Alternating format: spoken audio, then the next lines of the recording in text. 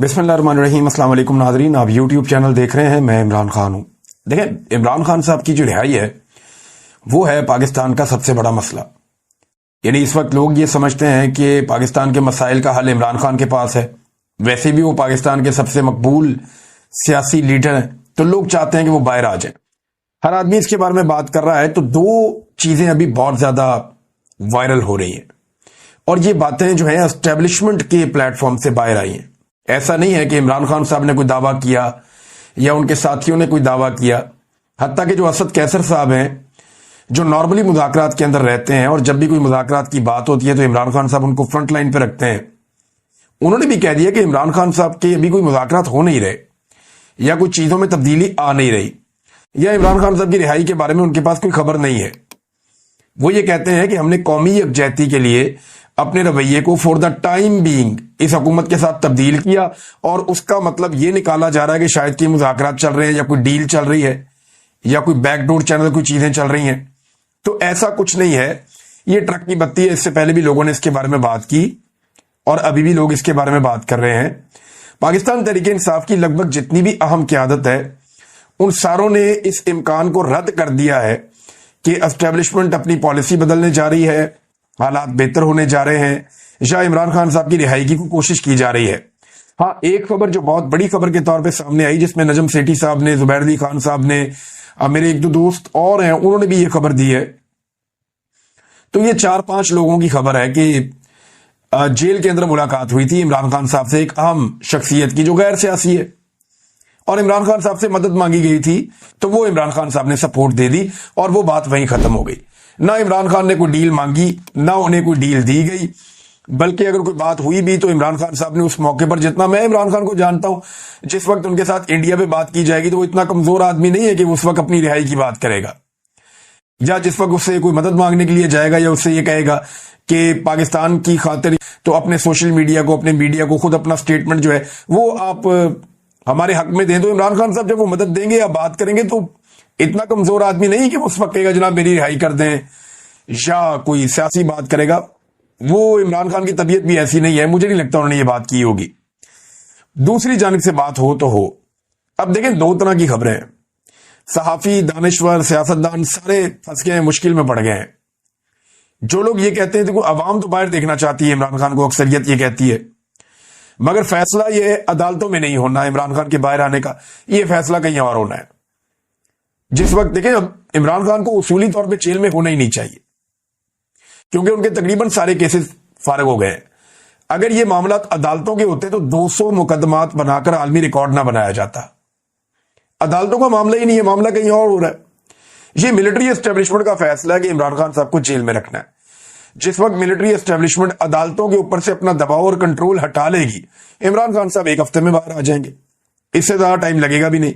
अब जो लोग ये खबर देते हैं ना कि कोई बातचीत चल रही है या इमरान खान साहब की कोई मुलाकात हुई है, उन पर इल्जाम लग जाता है कि ये तहरीक को नाकाम बनाने की कोशिश कर रहे हैं, साजिश कर रहे हैं। तो क्या कोई इतनी बड़ी तहरीक का मोमेंटम बन चुका है जिसको नाकाम बनाने की साजिश हो रही है? तो देखें, इससे पहले 2 दफा मोमेंटम बना, 2 दफा तहरीक खराब हो गई। और हर मरतबा जब तहरीक का मोमेंटम बनता है तो उस वक्त ये खबर जरूर दी जाती है कि कहीं ना कहीं इमरान खान की रिहाई का कोई इम्कान पैदा हो गया, या मुज़ाकरात चल रहे हैं, या बातचीत हो रही है। तो उससे बज़ाहिर एक वजह यह भी होती है कि कुछ ना कुछ करके कुछ तहरीक को डाउन किया जाए। नंबर 2, जो लोग ये खबर दे रहे हैं कि ये ट्रक की बत्ती है बिल्कुल ही, तो उनके ऊपर इल्जाम ये लगा दिया जाता है ये चाहते ही नहीं है इमरान खान बाहर आए। तो वो वाली खबर देने वाले भी फंस जाते हैं, और ये वाली खबर देने वाले भी फंस जाते हैं। देखिए, अगर रिहाई होनी है इमरान खान की तो मिलिट्री एस्टेब्लिशमेंट ने यह फैसला करना है कि वो दबाव बंद कर रहे हैं अदालतों पर और सिस्टम के ऊपर। अदरवाइज ऐसे तो इमरान खान साहब बाहर नहीं आते। फिर एक ही तरीका है कि कोई अवामी इनकलाब आ जाए, बहुत बड़ी तादाद में लोग निकल आए, लाखों लोग सड़कों पे हों, और सड़कों पे फैसला कर लें और अपने लीडर को छुड़वा लें दबाव डाल के। एक तो तरीका यह हो सकता है, और दूसरा तरीका यह है कि अदालतों से छूट जाए। अदालतों के ऊपर जितना दबाव है, जैसे उन्हें कंट्रोल किया जा रहा है, वहां से तो इस हालत में नहीं छूटते इमरान खान साहब, जब तक कि एस्टेब्लिशमेंट ये दबाव खत्म नहीं करती। अब सवाल यह है कि वो कौन से किरदार हैं जो नहीं चाहते कि इमरान खान साहब बाहर आए, या जिन्होंने ये फैसला करना है कि इमरान खान ने बाहर आना या नहीं आना। पहला किरदार तो खुद इमरान खान है। इमरान खान का अपना एक करैक्टर है, और वो ये कहते हैं वो नवाज शरीफ नहीं बनना चाहते। यानी वो नवाज शरीफ की तरह बाहर नहीं आएंगे, वो अपने तरीके से बाहर आएंगे। अब ये सबसे बड़ी रुकावट है, क्योंकि नवाज शरीफ बना के ही इमरान खान को बाहर लाना चाहता है ये सिस्टम।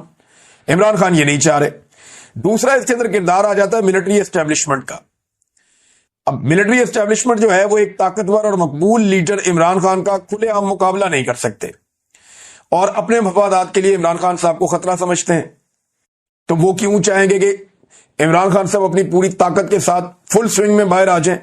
अब ये सारी जमातें क्यों चाहेंगी इमरान खान बाहर है? इनकी तो बकाई इसमें इस वक्त कि मिलिट्री एस्टेब्लिशमेंट और इमरान खान की जंग चलती रहे, इमरान खान अंदर रहे, यही स्टेटस को ये जारी रहे, इसी तरह चीजें चलती रहे, इसी में इनकी बका है। इमरान खान के वजूद के साथ इनका सियासी वजूद नहीं चल सकता। नवाज शरीफ साहब की सियासी लाश पड़ी हुई है, उससे ताफुन उठ रहा है। हालात ये हो गए हैं कि नवाज शरीफ साहब ने जंग डिजाइन करने का दावा करवाया कि जंग मैंने डिजाइन की है। पाकिस्तान की एस्टेब्लिशमेंट अब पाकिस्तान की आवाम बनेगी और पाकिस्तान की आवाम को अपनी आवाज उठाने के लिए सोशल मीडिया के प्लेटफॉर्म्स अवेलेबल हैं। अब कितना कुछ लेंगे लोग, एक हद से ज्यादा आप नहीं दबा सकते। इमरान खान की आवाज को देंगे कितना दबाया गया, जेल के अंदर बंद है।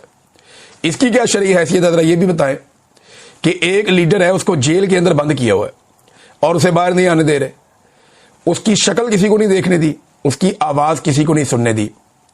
जरा इसकी भी शरई हैसियत बताएं ना, किस कैपेसिटी में ये सारा कुछ किया जा रहा है। इसके ऊपर तो मौलवी नहीं बोलते। अब इमरान खान साहब को कैद तन्हाई में रखना, और कैद तन्हाई एक टॉर्चर है, ये अक़वाम मुत्तहिदा ने कंफर्म किया है। उन्होंने कहा जी ये एक तरह का टॉर्चर है और ये टॉर्चर इमरान खान पे किया जा रहा है। उन्होंने मुतालबा किया कि ये टॉर्चर खत्म किया जाए, ये यूनाइटेड नेशन कह रहा है। और उसके बाद जो है वो एक आलमी सतह के जाने माने वकील हैं इंसानी हकूक के, उनका भी ये जेरेड जेंसर, इनका भी स्टेटमेंट आया इंसानी हकूक के हवाले से जो इमरान खान के साथ हो रहा है, बल्कि अक़वाम मुत्तहिदा में दरखास्त दायर की गई है। ये इतना सिंपल नहीं है। इमरान खान के साथ जो ये निज़ाम कर रहा है, इससे पहले किसी वज़ीर आज़म के साथ नहीं किया गया, किसी हुक्मरान के साथ नहीं किया गया। और अगर ये सिलसिला ना रोका गया तो पाकिस्तान की बदनामी बढ़ती जाएगी और पाकिस्तान में इस्तेहकाम नहीं आना। इस तरीके से जैसे आपने लोगों को दबाया हुआ है, इस तरीके से जैसे आपने डंडा चलाया हुआ है, इस तरीके से कभी भी किसी मुल्क में सियासी इस्तेहकाम नहीं आ सकता। हसीना वाजिद फार्मूले पे आप काम कर रहे हैं, तो एंड ऑफ द डे क्या हुआ? वही हुआ ना जो बांग्लादेश में सबने देखा। तो इसी फार्मूले के साथ आप पाकिस्तान में डिफरेंट नताइज कैसे ले आएंगे? ये नहीं हो सकता, मुमकिन नहीं है। फैज़ हमीद वाले मामले में नाज़रीन बहुत उछल कूद हो रही है, एस्टेब्लिशमेंट को बहुत प्रॉब्लम है कि लोग इसमें मान क्यों नहीं रहे कि फौज ने एहतसाब किया है। फौज ने एहतसाब तो किया ही नहीं। फौज अगर एहतसाब करती तो और बहुत सारे ऐसे केसेस हैं जिनमें एहतसाब होना चाहिए था। अगले वीलॉग में आपको बताऊंगा। अब तक के लिए इतनी, अपना ख्याल रखिएगा, अपने चैनल का भी। अल्लाह हाफ़िज़।